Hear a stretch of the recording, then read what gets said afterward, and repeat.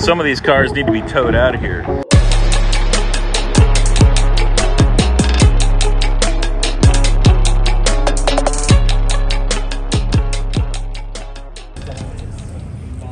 So this is not actually a Chevy dealer, even though it looks like it's a Chevy dealer.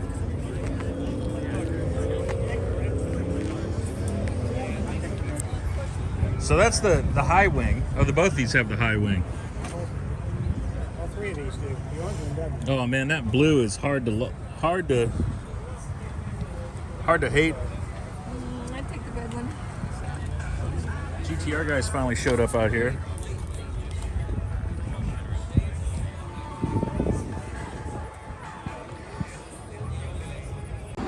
So I think you're going to see more and more of this as time goes on. These trucks becoming harder to find, but at the same time cheaper than some of the other stuff from the era.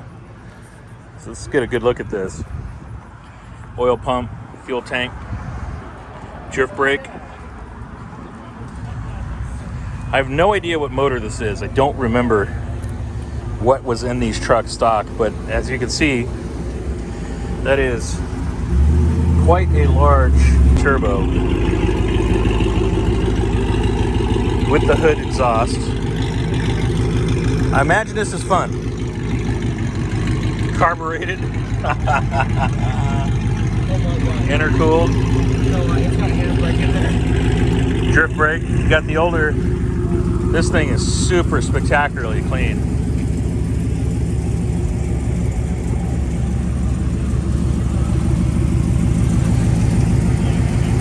I think that's a version of the SR20. It was in a Sentra. No turbo, NA. Killer wheels. That's your scat pack. Oh no, these are really aerodynamic. And I mean, they got loads of front rods in here. Is that dead hooker storage? Yeah, exactly. You like that? I got the straps to hold. That's what we thought it was, because you can lay them flat and they don't make so much of a mess as they do in the trunk. You know? Nice condition.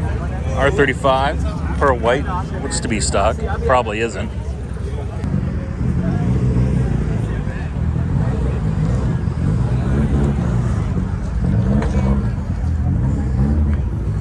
Oh, those are fire.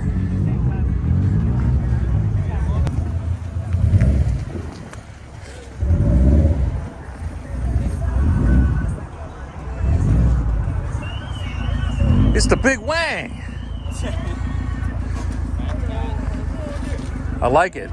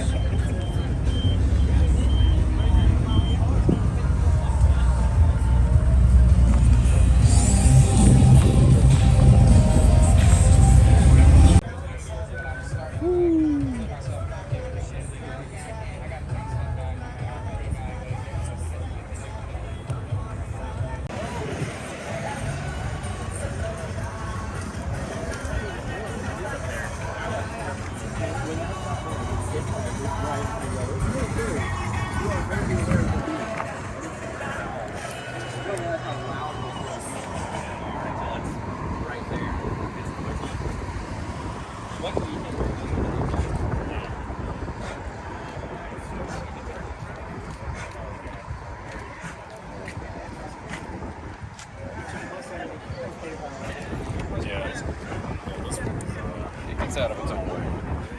It ain't much more now. You gotta pass it. It's just once again.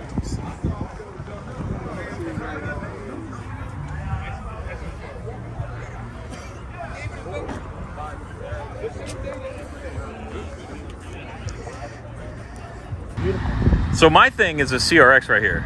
I would absolutely love to own this car. You know the owner of that is Jay from Kaliba. Ah, He's the owner of that. I would love to own this car. Yep. That's his baby. Look at this. So my dad had the Civic of this era.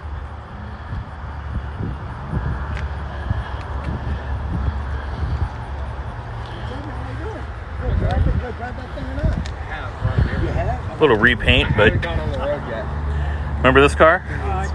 I know you did. Even stock this guy's. But look at this dude. 340. Yeah.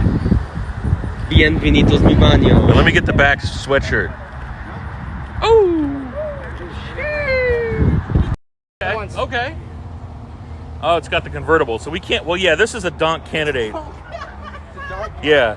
Let me show you this. How big of the tires would you go? 26s? 30s, 32s. 32s? Yeah. 30. Yeah. It certainly has the engine that can do it. So this is the. We got to get Jill a ride in this. Look at that carbon fiber diffuser. This is Angie's husband's Lotus. Yeah. I love the plate, lightweight. I do too. Absolutely badass. Look at it from the rear. I'm gonna. What? Oh, this guy actually. So, I see what's happening. So this guy built list and cataloged his woes on his hood. Oil reservoir upgraded. You want to know what the fastest car on a track is in this parking lot? This one. Oh, that's called the gut. The gut of the matter. But you know what? Spot for the orange juice in the door. Gotta have a spot for the orange juice in the door. I mean, you might get thirsty. Yeah, that's not an LS swap. Not an LS swap. Is yours? Yes. Dude, this is so cool. So how did you end up with a Maserati engine in this thing? Part of it, me and my buddy, we drink a bit too much. Well, problem we had with the original flat six in this is they have an oil starvation problem under high G turns. Yeah. We did buy this as just sort of a track toy to toss around. It looks like it. And yeah, eventually the old engine blew, and then we're going around, we're discussing different ideas. A lot of Audi engines fit into these, but Yeah. they bolt straight up to the transaxle. So like the Audi, I think it's like a 3.6 twin turbo V6, also the 4.2 V8. They bolt straight up, but then we're like, well, that's been done too much. And same problem with the LS. Like, it's a great engine. Don't get me Dude, wrong, I thank can't you. fault- The LS swap, like how many tons of thousands of LS swap cars are there? They do it to my car. I got the white 300ZX over there, and they swap into those with LSs. Yeah. And I'm like, it's been done. So what's the red line in I this? can't fault them for, wanting the engine on a performance side. It's a great engine. It's just not very interesting. I bet this sounds better too.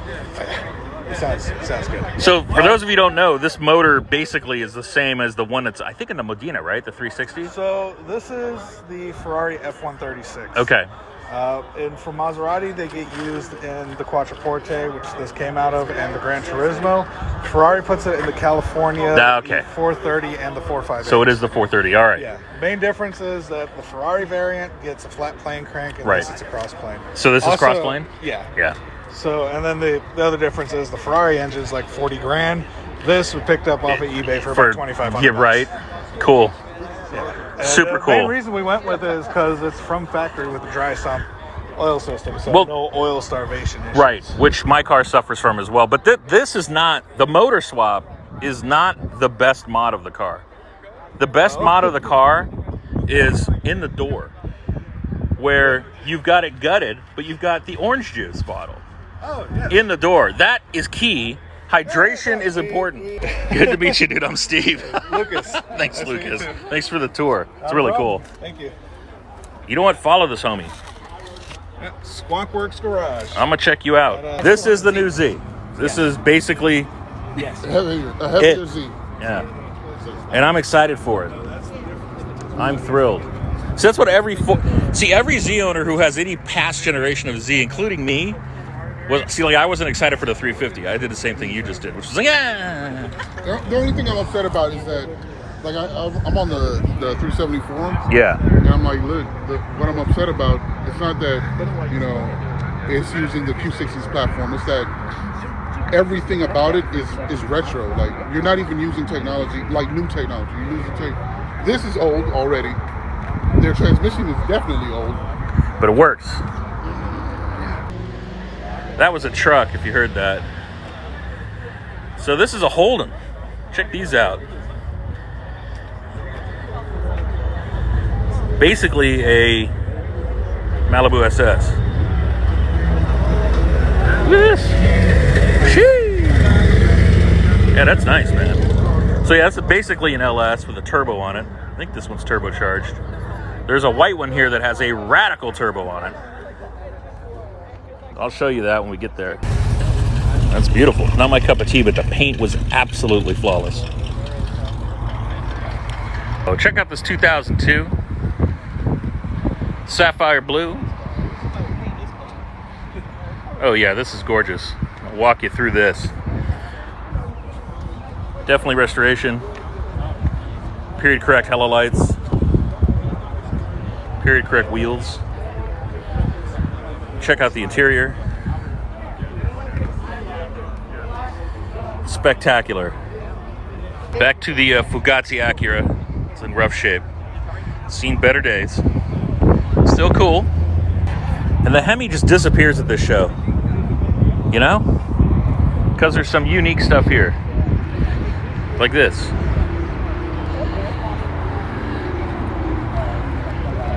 Spitfire, not Supra. What do you think of this? Ooh, it's got a gold medal. I wonder what that says. What's up, dude?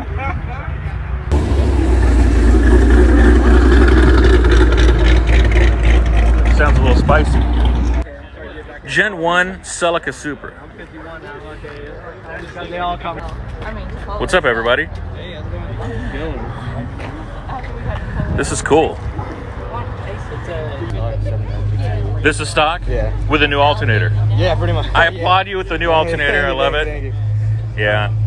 Look at Still that. running stock boost, but we toned it down to 8 pounds instead of running it all the way to 12. Okay. So, What kind of powers does it make? I honestly have no clue. We haven't taken it to a dyno at all. Yeah. A lot of people don't realize when you tackle a car like this, we get asked all the time, you know, should I take on this project, take on that project? You just mentioned something where you're trying to figure out the vacuum lines, and that becomes a 4-month process of replacing vacuum lines. I mean, look where, and it doesn't matter what car from this era you look at, there's miles of vacuum line. And some of them run to the same exact thing, so you don't know which ones kind of you can. It's super, yeah, it's super irritating, but just one of the things. Look at that, you Supra boys. That is a Supra badge. This is a Supra, in case you didn't know, because I didn't show the car yet. This is cool, man. I love this gen of Supra. And that's actually my dad's 86 right there. This one is? Oh, right on. So you got the old school Supra, and he's got the 86. Oh yeah, and then at home we're restoring 1986 Corolla, so the AE86. Yeah, dude, the AE86. I get asked about, what do you think about the AE86? I had a buddy of mine. Well, actually, I didn't know them, but they were in my neighborhood. Again, early 90s, working on it in the garage all the time, taking it out to wherever the street race is or whatever. I never hung out with them, but that car is cool, man. Cool. Very cool Supra. Thank you. Woo! Okay. All right. Damn. Okay. This is interesting. I'm not sure what I'm looking at 100%. I got to look at this for a minute here. Obviously, you see the exhaust that does come up through the hood, which is custom painted with some airbrushing. I got fake vents. Surprise. None of this is fake. Right here. No, this right here. It's fine. Here's a clue. See what that says right there? Yeah. I don't know if he runs this on alcohol or what, but that's a big-ass blower with a fairly large pulley. So it must not make a ton of boost because it's carbureted too. Really unique car. This is a lost art form here. This is airbrushed on. So you lay down your primer and your base color, and then you airbrush underneath the clear. So before you put clear on, you get out your airbrush and you do this. Definitely old school. So the candy's on top of the brush? Got it.